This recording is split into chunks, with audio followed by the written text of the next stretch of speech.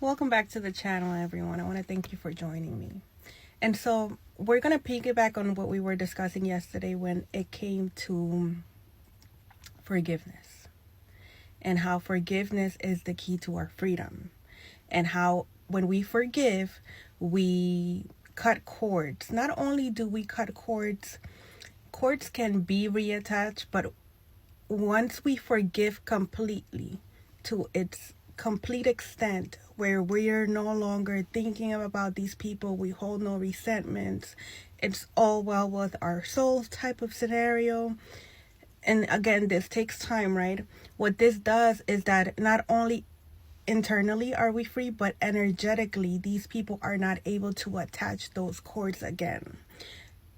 We have to understand that as long as we're giving it thought, which is our emotions, our energy and motion, they're able to connect those cords energetically unbeknownst to us because we're still thinking about these people. That's why it's so important when I speak about the narcissist that we truly cut those cords to its full capacity, and that we continue to do the shadow work and we continue to heal and we go back to certain things if we must, and repeat and repeat and repeat, because healing is not linear. Forgiveness is not linear, right?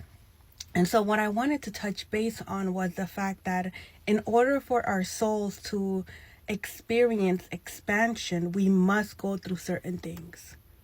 And then we have to forgive and release and continue on and continue to have more experiences and continue to go through other things and repeat. That is the purpose of our soul's evolution. In order for our souls to evolve, to go up in rank, let's say, for those of us who like that, yeah, I do. Our souls, as we experience certain challenges and we're able to face those challenges and overcome them, right? What happens there is that we go up in rank. Now, with that understanding, we're able to view certain things in a different manner. We're able to be a little bit more gentle with ourselves and others, and we're able to view things with a different perception. The reason being that when we place our consciousness into the idea that, hey, we are a spiritual being having a human experience. Our soul came here to learn, to expand, to go through these experiences so that it can not only expand but evolve. This is, and I've repeated this many times before, this is like the Harvard of the universes, of the planets. It's like the hardest place for us to keep our soul intact. That's why there are certain beings that are highly targeted, because they have this childlike energy where no matter what they have gone through, they still remain pure. Not perfect.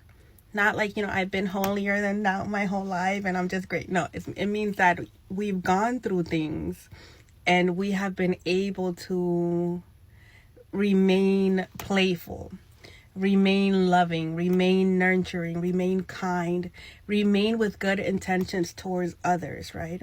And so that's the whole game here. That's what we came here to do.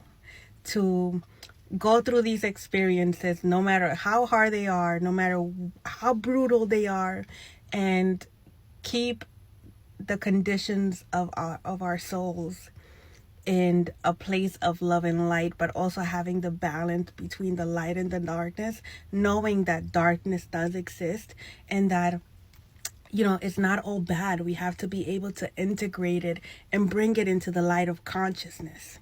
And so when we anchor our reality into that, we take gratitude in the experiences that we go through and the things that we have gone through. And even when we look at certain people and certain things that are going on around the world, we're able to remain centered, for we know that even if we're not the ones that need it at this moment, there are certain things that people must go through. And so we also stop being the Captain Save-A-Ho in certain situations, because now we understand that people have to go through certain things so that they too can expand and evolve, so that they too can learn, so that their souls too can, ascend to a higher level of consciousness and graduate from this place here, which we call Earth.